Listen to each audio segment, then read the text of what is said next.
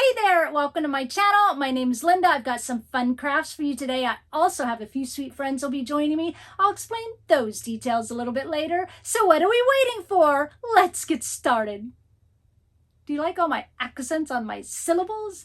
Done just for you. Today we'll be working on some rustic farmhouse home decor crafts, so let's get started with project number 1. And by the way, these are Pinterest inspired, so here is my first inspiration from Pinterest. Thank you to whoever made this. Y'all know I'm going to Lindify it. I'm going to start out with a couple of cutting boards I found at a thrift store, although the one on the right I will change, you'll see. But this one I'm going to go ahead and cut the handle off. I thought about maybe using the handle for a stem, and then I decided not to. So just going to cut that off. And in this one I'm going to cut in half. So I have that, short to tall like in the original photo. And then I've got a couple of stems that I, cut from some scrap wood, and it's going to kind of look like that.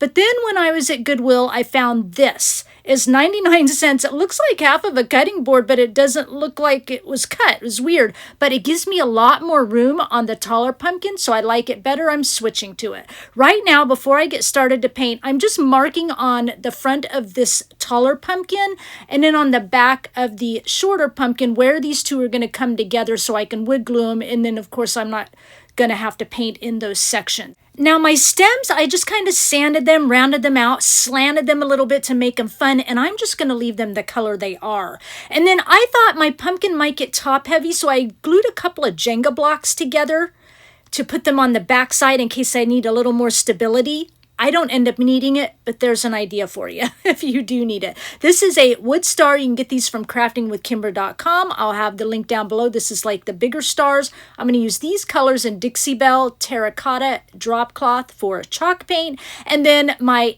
antique wax mixed with water. I'm going to paint the star because it's pretty light in color.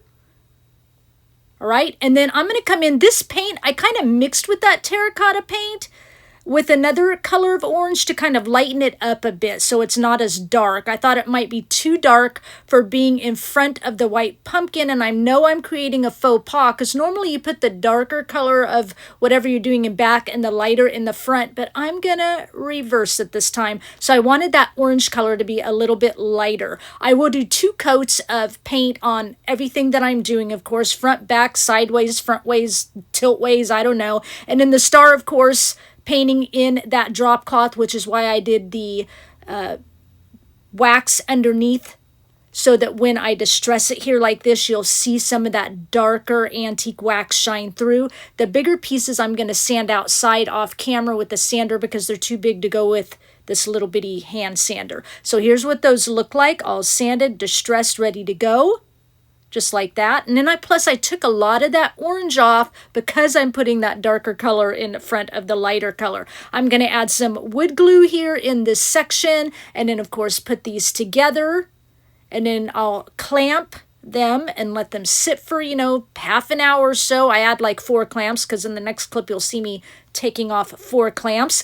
Once that's done, then we can move on to decoration. And see, it already stands up just fine, but a lot of times, like when I put the star and the stems and all that on, it might want to tip it forward, which is why I made that little Jenga block base for the back. But again, I didn't need it. So here I have a couple of pieces of scrap wood. I glued them together and gluing them to the front of the pumpkin, adding in some Excelsior around it, not necessarily so much on top, because then it gives me a blank space to glue the star, and plus that little stack of wood gives me room for adding the Excelsior underneath that star. All right, now I've got some of this really pretty orange and cream ribbon tied into a bow. I'm gluing it on the front of the star, and then some of this stuff, I don't remember what it's called, you get at Dollar Tree. I just cut a chunk off and tied it into a little knot, and I'm going to glue it on top of that orange and cream plaid ribbon.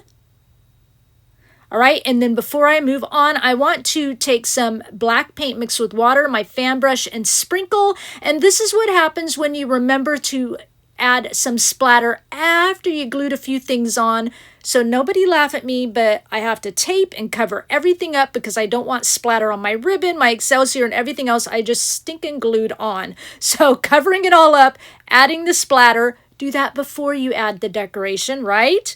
Okay, and then when I'm done, we'll go back to normal. I always do this. It's like after the fact. Oh, shoot, I forgot to splatter, but there it is. I'm taking some paper-covered wire you can get from Hobby Lobby, and I like to wrap it around the pumpkin stems. I'll glue it on the back side, and then, of course, glue it to the top pumpkin, and then I'll do the same on the bottom pumpkin. I think that paper-covered wire plus 40% off, it's like $1 something, and it just adds some lightweight, fun whimsy to fall projects. So I started out with this Hey There pumpkin tag. I printed it onto fabric. I will have a link in my blog description box where you can get these labels that I made. And then there'll be a link to how to print on fabric using your laser inkjet printer also on my blog. All right, so you can watch that quick tutorial. Since I printed on fabric, it's a little flimsy, so I'm going to back it up with some cardstock on the back and sew around it. Okay, you will see that Hey There pumpkin change because I messed it up when I splattered. All right, so I add a little Excelsior at the top, a twine bow. I'm adding a cute orange button at the top. And then now at the bottom here, it is my pumpkin everything little quote I had to change to, sewed around it. Adding some splatters. This time I'm going to heat set it. Last time I didn't, and I touched it and smeared the paint. Heat setting it. And then I'm going to use a safety pin and kind of safety pin it to the bottom at the front of that star. Perfect. And checking to see if it stands upright, and it does. It's not tipping over, but if yours tips over, this is a great option for the back side.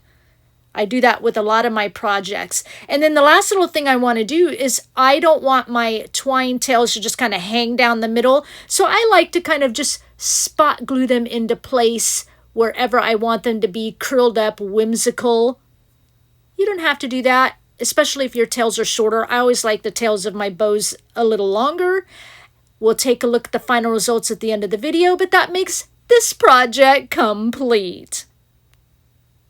For today's video, I told you I'd bring you some information. I am teaming up with my sweet, wonderful good friends for hashtag Pumpkin Season Collab. I'm teaming up with Patty, who is Patty J. Good, Emily, who is Farm Charm Chic, and Wendy, who is White Sparrow Living Luke 12:6 here on YouTube, and we are bringing you tons of fall inspiration. Of course, there will be a playlist linked in my description box as well as pinned in my comments for you to go find all of our videos in one convenient location. If you don't know these ladies, make sure you go check them out. And if you do know these ladies, make sure you go check them out. Leave a comment, let them know I sent you. You are going to find some fantastic, fabulous, fantabulous inspiration for fall decor. You're not going to want to miss a thing. Oh, and make sure you subscribe to their channels. You won't be disappointed. With that said, let's move on to project number 2. For this project, here is our Pinterest inspiration. What got me was the cute curly Q stem. Yeah, we're going to lindify it up. So I'll have a free pattern on my blog. You're going to cut 6 of these kind of leaf shapes. I'm actually going to use placemats. I bought them and then I washed them and then they shrunk. They look horrible. And then for the stem, I'm using this corduroy material. You'll cut 2 pieces, 20 inches long, 1.5 inches wide. Whatever fabrics you want to use, of course. So here they are all cut. And yes, you can sew or glue them together. We have done this before, but we always have newbies. So I'll kind of explain it again. So all my 6 leaf shapes and my 2 pieces for a stem. So it's hard to tell right side together. This is my demo fabric. When I say right side together or pretty side, that's the pretty side, the darker orange, and you'll put the pretty side together. All right, 2 sides together. So pretty sides together. If you're a gluer, you're going to start about 1 inch down on each section that you attach. You need to make room for an opening, and you'll glue it all the way down, 1 inch down to that point. Okay, I'm going to put a little pin in here to symbolize the word I want to say, gluing together. Then you're going to add your next piece. Pretty sides together, again about 1 inch down, and then glue all the way down to the tip at the edge between the 2 fabrics. Put them together. And then you're going to repeat that process till you get all of them done. And of course, I will kind of show you in a couple steps. I'm not just going to leave you hanging here. So when they're all done, they're going to look like this, but it's not fully attached yet. Now, if you're a sewer, you're going to do the same thing, about 1 inch down, sew it all the way down to the tip, and add your next piece. Again, I will kind of show you at intervals here. So here I am sewing down. I got about 1/4 inch seam allowance. I started about 1 inch down on one side, sewing down to the tip. I'm pinning the next two or the next one together and then sewing those two together. Again, each piece you attach, start about 1 inch down and then sew or glue all the way down. Glow your project. So here's 3 together. It'll look like that whether you've sewn or glued, and then you're going to add your next piece. All right? Sewing or gluing all the way down.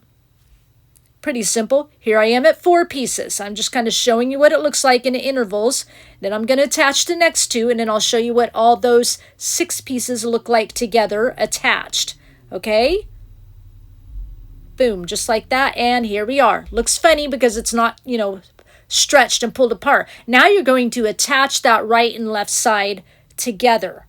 And again, there's no opening here because that top edge where we've been gluing or sewing 1 inch down, that's our opening. Okay, once that's sewed, it's going to kind of look like this, and then we're just going to turn it right side out.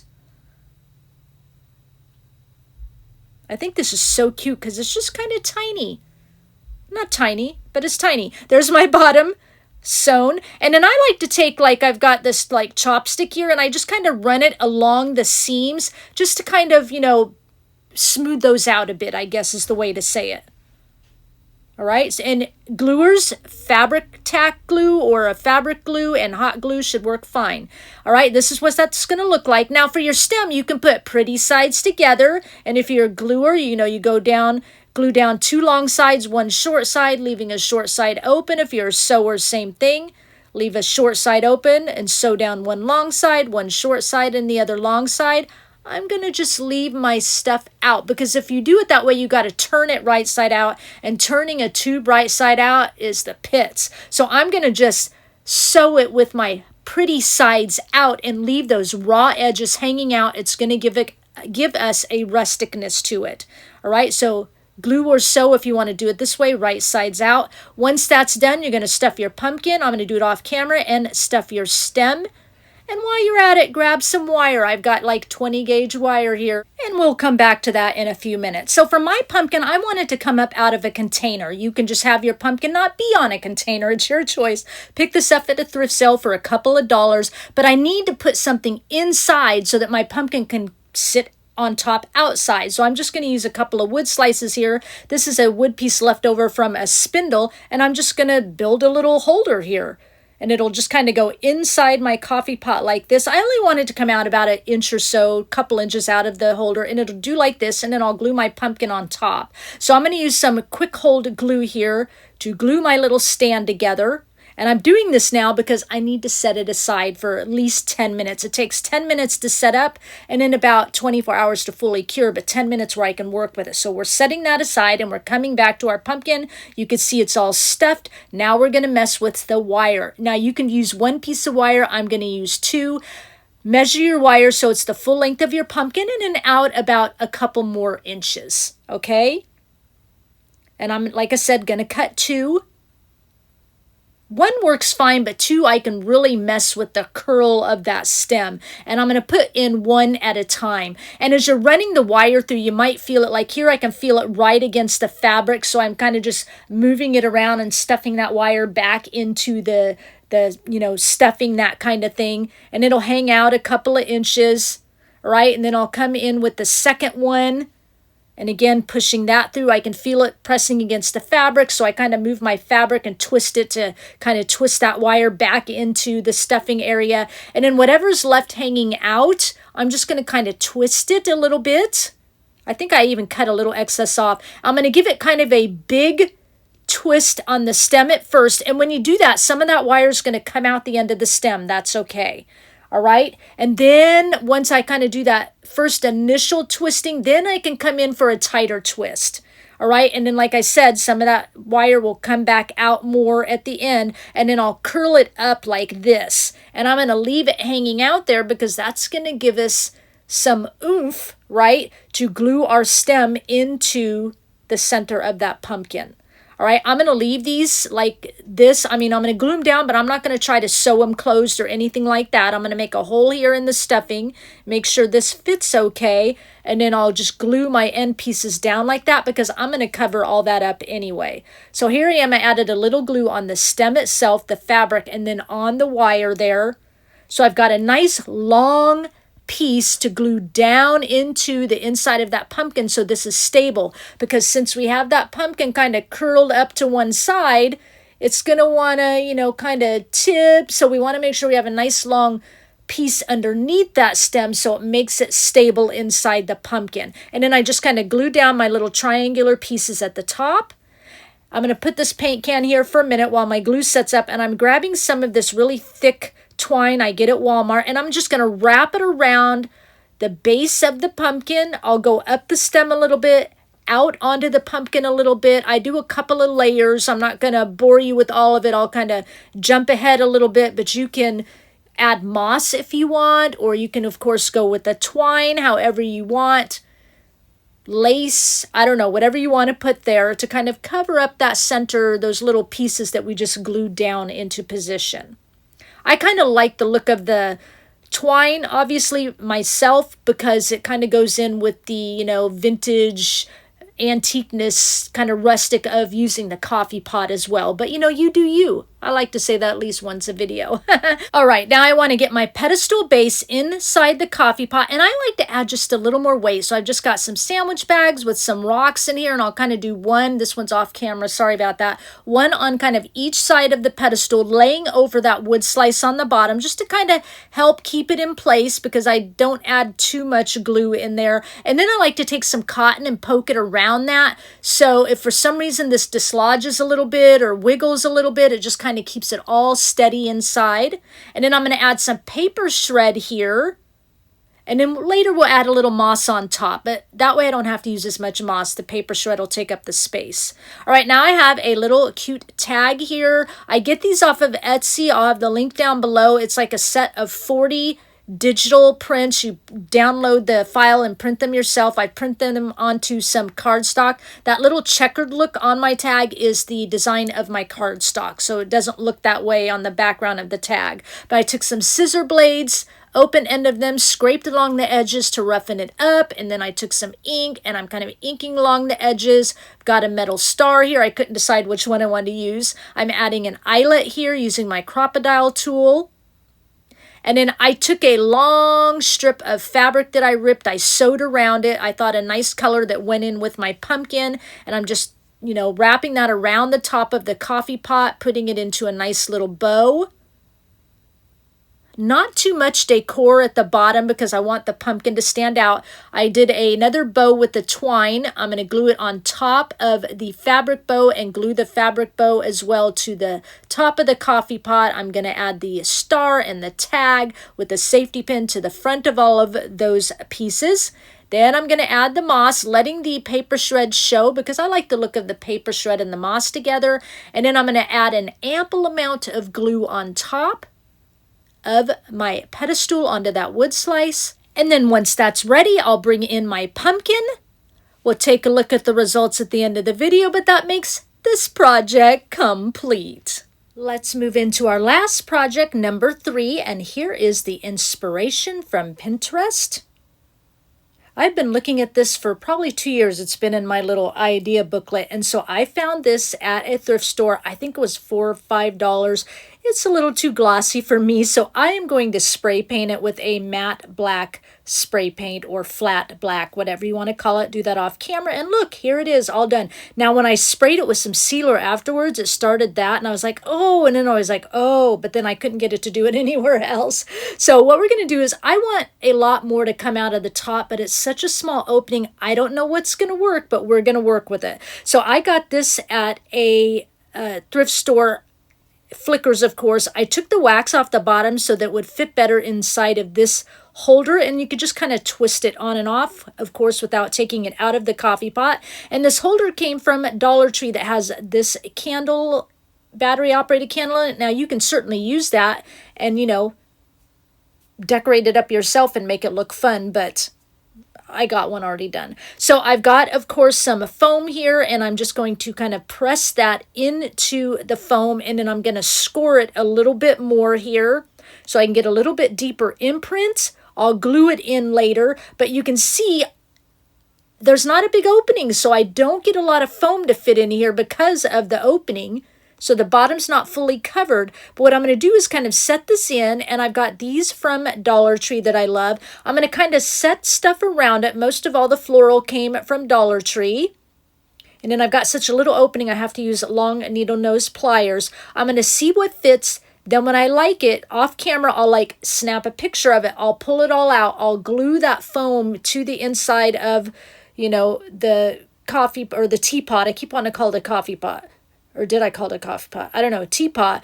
And then, you know, glue the candle holder onto that and then start rearranging all of these back in again. So this, of course, actually came from Walmart, this pampas grass. I love it because it kind of had some orangey yellow tones to put in here that goes with the, you know, velvety pumpkins from Dollar Tree. I don't put too much in here to start. I just see if it's going to look good, because the original picture, all they used was pit berries. And as I'm putting all this stuff in, I'm like, and now I know why they just used pit berries, because it was a little bit of a pain to try and get all of this stuff that I wanted in there into the teapot. But I'm going to get it done. These are some beaded stems I got from Hobby Lobby. I had to kind of like add a stem and some floral tape to the bottom of these so that I had something long to poke down into that foam there inside of our teapot. So that's what I'm doing here. Cut off a little bit of it, and then I can tuck it in. Adding a few more pieces, and then the rest of it I will kind of add off camera. But I don't add too much more, but just a little bit. So I'm kind of looking at it here to see if it'll work, and I think it will. And so here in our next scene, you can see I've added a little bit more, but again, not too much. I basically added their little arrow pop up, the little wildflowers here from Dollar Tree, and some little wildflowers down here in the front. And I think one little sprig, you can see green sticking up in the back. So those are in there. Last thing I'm going to do is I ripped about a 2-inch strip of fabric, added some wire to it so I could pop it down in there. Of course, tied that fabric into a bow. I'll glue it to the top of the teapot, but the wire will kind of help at least set it in there. And then another one of those tags that I talked about earlier from Etsy, I sewed around it. I'm going to scrape around the edges again with the open blade of my scissors, kind of rustic it up. So you can add, obviously, as little or as you want inside this, and it's fun. Taking a little ink and inking that up. I didn't think I was going to get this much in here. I'm like, it's not going to work. I did it. I lindified it right up. Now I'm going to punch a hole and kind of just do the same thing I did in our last project. Add a eyelet here using my crocodile tool. And of course another rusty star, and we'll safety pin it to the front of the bow. I love the black of the coffee pot. It's so just stark, you know, and just yummy. And then adding in, you know, the ribbon or the fabric matches it, and then all the oranges and stuff on top. Love it. Twist my little candle so it's on, and I can put it inside. And since that thing is glued in the bottom, I can just kind of twist this on and off without fear of it moving, of course. And the last thing I want to do is I don't want all my stems and stuff to show. So gotta love my language here. I add some moss around the edges. That just kind of further enhances the beauty of autumn and fall and that kind of thing. If you're a Halloween person, you could totally do this and make it Halloween, be an idea. But once I get the moss all in there, I'm going to now glue down that fabric bow so it is into position. And then that makes this project complete.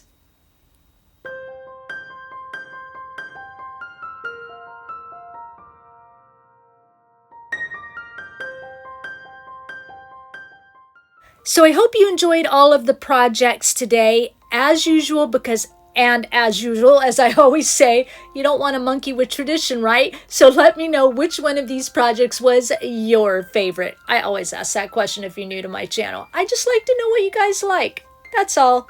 And I try to make it easy, but engage you in conversation because it's fun to talk with each other about our crafts, right? Please give this video a thumbs up. It really helps my channel to grow. Share it if you'd like. I would really appreciate it. And if you walked in here for the first time, you're just checking things out, you're digging what you saw, or maybe you came over from one of my other sweet friends' channels, make sure before you click off, you hit that subscribe button and notification bell so you don't miss out on another project from me. Thank you, my sweet friends, Patty, Emily, Wendy, for joining in with me on this hashtag pumpkin season collab. I always love collaborating with you gals. We'll come together again soon. Love you. Oh, and make sure that you check out their videos of all our stuff we put together today. Link in my description box to the playlist as well as pinned in my comments. Go over, check out their videos, leave them a comment. If you haven't subscribed, subscribe to their channels. Again, you will not be disappointed. Now, before I go, I'm going to leave you with one final thought. Jesus, Son of Man, King of all kings, one world, one mission, to seek, to save, to serve. He came for you. Gethsemane, prayer, emotion, distress, plan of his Father. Betrayed, beaten, the cross. A beautiful act of kindness, willingly for you. 3 words. It is finished. Love so deep, so wide, so high. His life for yours. He did it for you. With power, with authority, his glory revealed, seated on the throne. Just as he said, a new beginning for you. His character reveals grace. His heart shows compassion. Choose what he stands for, because ultimately he stands for you. His scars, your healing. His strength, your freedom. His truth, your hope. His presence for eternity is yours. So what does all this mean? If God is determined to stand with us, tell me, who then could ever stand against us? For God has proved his love by giving us his greatest treasure, the gift of his Son. And since God freely offered him up as the sacrifice for us all, he certainly won't withhold from us anything else he has to give. Romans 8:31-32. I thank you for sharing your time with me, and I'll talk with you again soon. Bye.